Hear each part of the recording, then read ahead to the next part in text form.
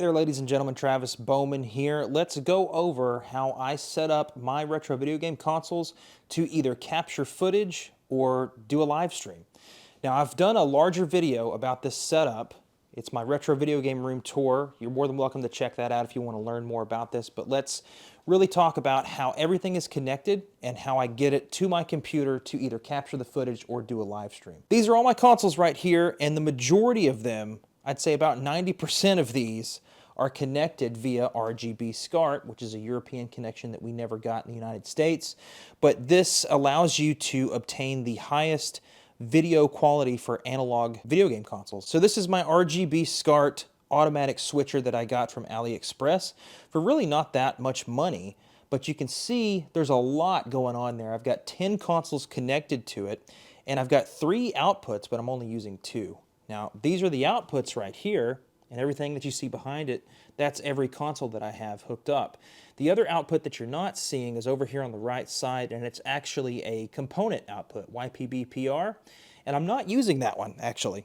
I've only needed 2 thus far, and I realize that it looks like a rat's nest back there, and I'm so sorry, but this is a work in progress, and I keep tinkering with it and changing everything. These are my 2 outputs right here. And these cables were not that expensive. They're pretty long, and I think they were like 20 bucks each. They're pretty well shielded, and they're by Cable Direct, and they do a pretty darn good job of sending the signal where it needs to go. So where do these outputs go?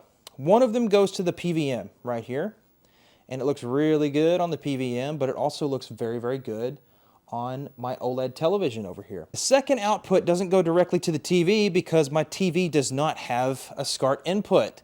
So therefore, we have to send it to, you guessed it, the Retrotink 4K. A very expensive little box, but it's an amazing piece of technology and quite literally the best upscaler for this kind of thing. I realize that not a lot of you are going to want to spend that kind of money on an upscaler, and that's totally fine. You don't necessarily need a really good upscaler if you just want to stream some video games, but that's how I do it.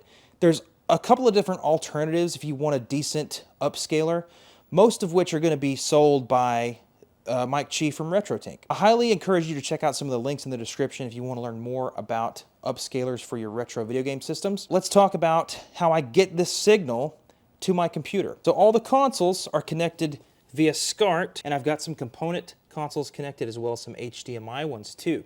Everything goes to this upscaler right here, and I'm sending that HDMI signal out to the television. But before it gets there, I split that signal with an EZQ HDMI splitter, and one of those signals goes to the television, the other one goes in the wall down here. I've actually got a cable in the wall going up into my attic. Big thanks to my buddy Chance for hooking me up with that, because I certainly couldn't do it by myself. But it's connected to my computer over here. Now, this is not the fanciest, best computer as far as the specs and the graphics card and the motherboard and everything like that, but it's going to be difficult to see, but that little black card in there, right there, that is the Elgato 4K 60 capture card. It has an input and an output. I'm not using the output, I'm just using the input. So I would much rather split the signal at the TV than have to have a cable go into the attic, into the Elgato, and then have another one come out into my television. I'm pretty sure you'd have to have your computer on at all times if you just wanted to play some games and not worry about streaming. So to avoid that, I just got a splitter and split it at the television. And so that's how I get it connected and how I get it into my computer to stream and, of course, capture footage. Now, I'd like to get onto the computer and show you guys the settings that I've figured out in order to get this captured with OBS. That's the software that I use to both stream and capture footage. But be forewarned, I am not an expert on this whatsoever at all. I can just show you what's worked for me, and I can show you what's worked for this setup. And here's the stream. This is what it looks like when I'm streaming video games. I sit here at my computer.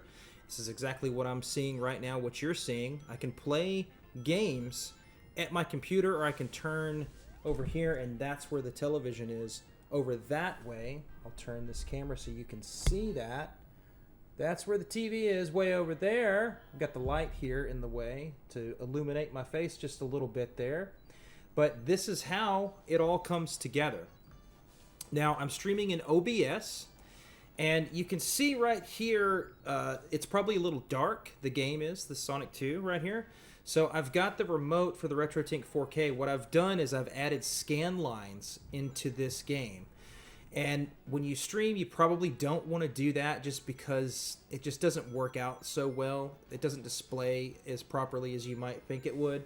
So as a result, we can go through here and go to Advanced Settings, Processing and Effects, and turn off those scan lines. And it looks a little bit better when you're trying to stream. My camera is a Sony a6400. I'm using a 24G lens, which does a really good job of focusing on me and blurring everything in the background, which is really good. I've got it flipped up right here. I've got it connected to my computer. And as far as audio, I'm sure it's not great, but you can hear me clearly, and you can hear the game. I've got it turned down for this video, but I can crank it on up at any time. As far as the interface, the audio interface, I've got a Focusrite Scarlett Solo. I mean, I've got a better audio interface for the guitar stuff that I do, but this is a good interface that works for something like this. It doesn't have to be super expensive or overly complicated. Most of my budget went into the Retrotink 4K, but this is how it all comes together right here. So I'm no expert on how this stuff works. I'll go ahead and say that up front, but what I can do is show you my settings in OBS and show you how it worked for me as far as streaming. Now, I don't really stream on Twitch. I don't really stream on Facebook. I've got this set up for a good, healthy stream on YouTube.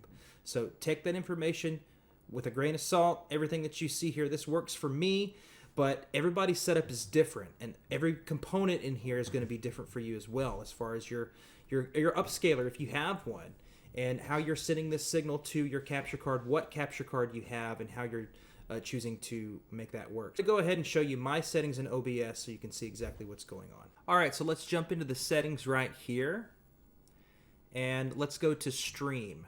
Now, I use a service, which is not really a service. I'm not paying for it by any means, but it's called Restream. That's the one that I've been using for quite some time. You can get on the website and just search for Restream, and you should be able to find it. That's how I set everything up for YouTube, but I'm sure there's other methods of doing so. So let's look at the output tab here. So for streaming, I have my video bitrate set at 9,000 kilobits per second. I've experimented with going higher and lower, and this seems to be the target sweet spot. Now, the audio bitrate is set at 160. Video encoder, that is grayed out. This is my only option right here. It's using my graphics card, which is a 3060, an NVIDIA 3060. It's not the best graphics card, but it definitely works for this. And I'll touch on that here in just one second, but we're looking at the encoder preset. I chose best quality because that's really important. I want it to look as good as it possibly can. I want the pixels to look as sharp as they possibly can. And I struggled with this for a long time, but this is what I've had going on to make it work best for me. Okay, so I'm recording this to a dedicated drive, and I've got a folder set up to have all my recordings go to the same place. Now, I'm using this recording quality, indistinguishable quality, large file size. I'm recording with an MP4 file, and I've got this hardware encoder, which is an H.264. I've tried to experiment with an H.265, but my PC is just not beefy enough to accurately run it, so I'm stuck with H.264. Audio, 44.1 kilohertz, pretty standard stuff right there. Now, I've got the Retrotink 4K, but I never stream at 4K. My internet connection is not good enough, and my PC is definitely not beefy enough to do that. So I am streaming at 1080p. So my base canvas resolution is set at 3840 by 2160, which is 4K, and then I've got a 1920 by 1080 resolution that is actually being output there. And of course, I've got it set at 60 frames per second for my camera, as well as some of the games that do output at 60 frames per second. Is this the best setup ever? Absolutely not. There are so many other setups out there that are so much more well put together and calculated than mine. But you know what? This works, it looks great, and my streams look great. It's not the fanciest setup, but it most certainly works. And I'm quite proud of it because I've put a lot of time and effort and energy into it. And I really do love the way that it turned out. If you guys are interested in seeing more of this setup, I highly encourage you to check out my retro video game room tour where we go through this whole room and look at all the other cool stuff that I've got over there with the other PVM and my video game collection, all that good stuff too. I've got several other videos like this. I highly encourage you guys to check out my channel while you're here. Thanks so much for watching, and I'll catch you at the next video. Thanks very much. Bye-bye.